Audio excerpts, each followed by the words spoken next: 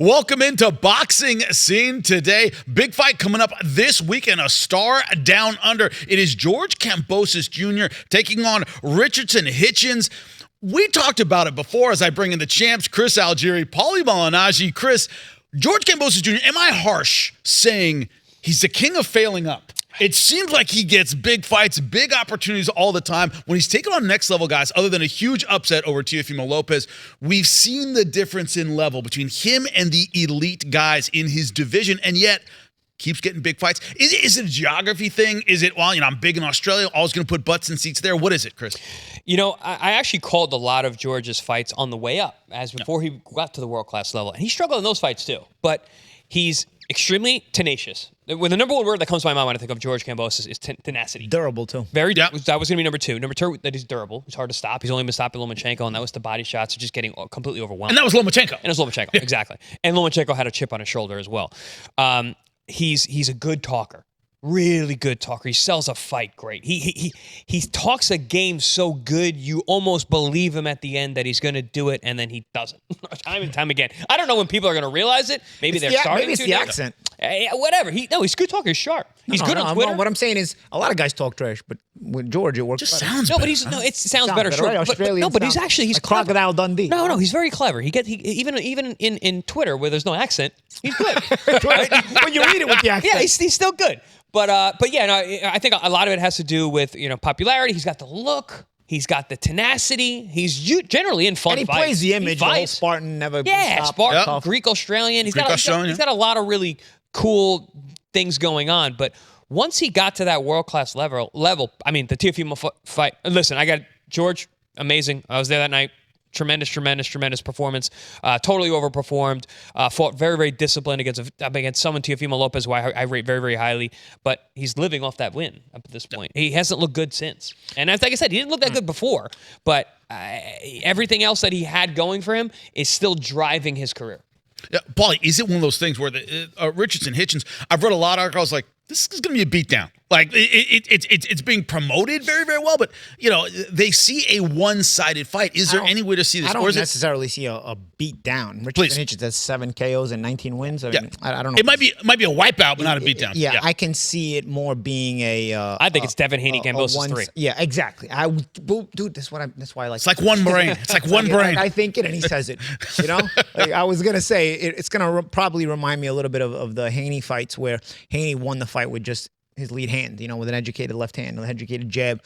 And that's essentially, Hitchens' best weapon. It's his footwork and an excellent jab. And no matter how much Kambosos may want to try to engage, he may be prevented from being able to engage. And he doesn't have enough in his bag of tricks to force Hitchens to engage. He's also at 40 now. He wasn't a big 35-pounder. Yeah. And he wasn't a big puncher either. So, and Haney was killing himself to make 35 back then. Can Kambosos sort of put Hitchens in uncomfortable spots? That's the key. It's very hard for me to pick Kambosos to win the fight, but I'll tell you one psychological thing here. Please.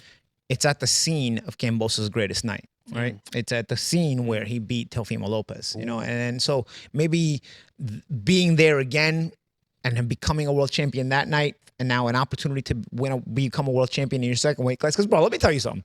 All the criticism we've given Kambosos, and I'm guilty of it as well, and I think a lot of it is justified, regardless. And he had an issue with me, but I think some of the criticism is justified. But he's a grown man; he's allowed to do what he wants to do, and more power to him. For all the criticism, if this guy goes and beats Hitchens this weekend and wins a second world championship in his second weight class, dude, none of us can say anything again because it annuls everything else, all the criticism that's happened. Because now he not only did he become a world champion again, but it's 2 weight classes. Now he was undisputed at 35, so I don't think he even needs to win this fight to have his career's No. awesome. What I'm saying is you can never take away from that accomplishment. He made a ton of money. But it is a one-night accomplishment. But forget the money. Money's separate. Obviously, it allowed him to catapult himself into money situations, which is always a very good thing, especially in today's day and age. But from the standpoint of accomplishments, you get, after all this being written off and whatnot. Again, it's a long shot. He's a big underdog again, but he was a big underdog against Teofimo. As a matter of fact, I think the odds are pretty much similar. I think I saw Hitchens was a minus 1,400 favorite or something. Dude, but wasn't Teofimo like a minus 1,300 favorite at the time? God, at least that. That was a comedy of errors for Team Teofimo that night. I mean, it was the Triller thing with the purse bid that they lost. The fight got pushed back like crazy. Yeah. He started to he was losing steam because he had a really good run. He was very, very sick. Apparently, he had some issue with his heart that night. There was a lot of things that went wrong. He also just fought really stupid. I mean, he came out of the gate just launching at Kambosos. That leads me to the next question. Then Hitchens, it's his first title defense, and he's at home. Will he be, tempted to engage more to make a statement at home and possibly give Kambosos an opportunity to work his way inside and give trouble spots? Or will Hitchens just remain that disciplined, even if he's in his hometown with a hometown crowd expecting a great performance in his first world title? This may surprise you, but I've sparred Richardson Hitchens. What a shot! We have a running joke that I've sparred literally everybody who fights today, and it's pretty close to it. So I sparred him a ton. I guarantee you he does not go out of his pocket. He is going to use the jab. He is going to box, and he's going to do it. He might open up later on, because if you remember the second Devin Haney fight with Kambosos, he threw a lot more right hands. He was throwing hooks. He actually put some damage to George. First fight, he just outboxed him, just kept him in his space and just whatever. Second fight, he opened up a little bit more. I could see Hitchens doing that in the later third of the fight once he's really got George domesticated with the jab. He's going to have a lot. I've been around both these guys. Like I said, I've been in the ring with Richardson. I've been around George quite a bit. The size difference is crazy. Richardson Hitchens has a 74-inch reach. He's 5'11", 5'10" at 140 pounds. He's essentially my size with longer arms.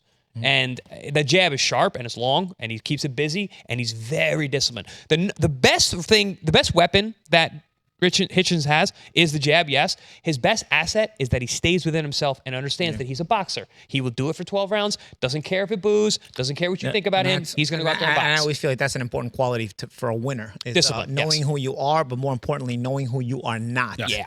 And that's a great quality for a lasting career. All the things, though, that I will say this, though, because you made me think about George returning to where he had his greatest victory. It makes me think, I'm going to the Greek thing again. It makes me think of a gladiator coming back and wiping the dust on the way to the ring and on the way to the arena and going I'm back. I'm here.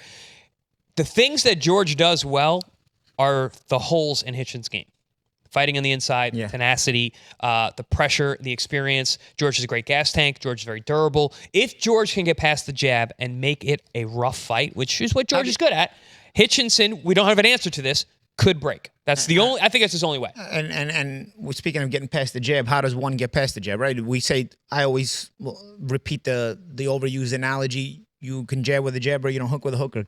Is Kambosos in a position to jab with a jabber? Because one thing about jabbing with a jabber, it's not as easy as it sounds in the analogy. Because when you jab with a jabber, the jabber also knows how to counter you by setting you up to throw your own jab so you can come over the top with right hands and stuff like that. So it's not as easy to just, he's going to jab and I'm going to jab. Well, sometimes it works, but a good jabber knows how to set you up for counters because a jabber is typically a very good counterpuncher when a guy's jab first. Great in the Teofimo fight. Jabbed really well in that fight. But Teofimo didn't. Exactly. That's the thing. Now you got a jab in your face. With Hitchens, you got to super long jab. One thing you can expect about Hitchens, he will be a mainly jab first guy, just like Haney was. The thing that's worrisome with George is a more prime George still came out in fight number 2 with Haney and had no answer for the jab. Yeah. And so now you wonder, okay, and maybe the first fight, even though it wasn't a surprise, you can say, I was surprised I didn't know his style. But the second fight, you know exactly what you were going to see and still weren't prepared for it. Are you going to be able to deal with the similar kind of jab first athletic style now at 140 pounds in a bigger weight class, more past your prime than you were? Effort will not be enough. It's going to be a tactical adjustment for George to get past that jab because I think all the physical assets that he had at 130 are gone. What about taking Hitchens late? Hitchens has experience. I mean, Hitchens was tested a little bit in the Lemos fight, but a lot. He was tested a lot. But do you take this guy who doesn't have a lot of experience in these big fights, drag him late, and try to turn it on late? Is that something that it could be in Kambosos' bag of tricks? Yeah, and that's what I was saying. That's been the way for him to limit. I mean, if George Kambosos, and I'm sure they've been doing this, they've been studying that Lemos fight, and they saw there is some bend in Hitchens. Because you said, Hitchens. You said Hitchens. Maybe late he'll go for it. Well, maybe Kambosos wants that. Maybe Kambosos wants Hitchens to go for it, and then take him to a pace where maybe he's uncomfortable late in the fight. this actually making this fight more interesting to me. I actually, see, Paulie, see what you do. See what Doing you my do. best. There's a lot of unanswered the questions. build-up has been great. The back and forth has been and there's a lot of unanswered questions about Hitchens. He's a solid world-class fighter, but he's still young and inexperienced at a certain level. He showed flaws in the Lemos fight.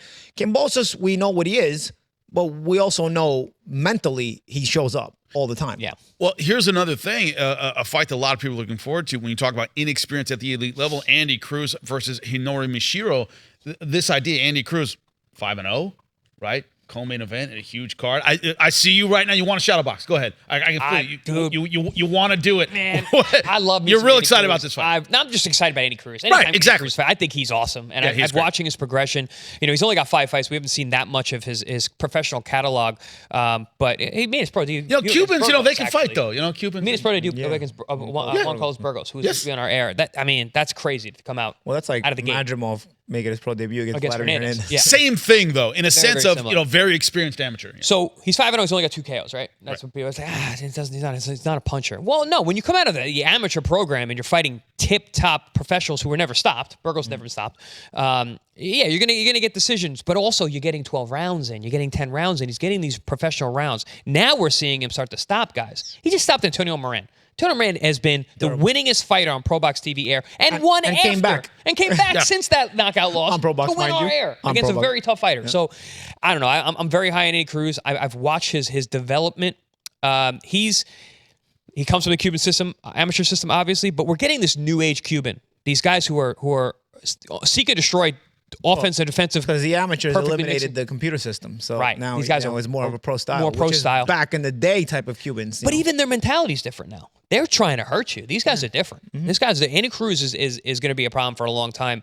I don't know a whole lot about his opponent other than he's a Japanese fighter, and we're seeing a ton of talent come from Japan. 17-1-1, but only 6 knockouts. Yeah, these guys really know how to fight.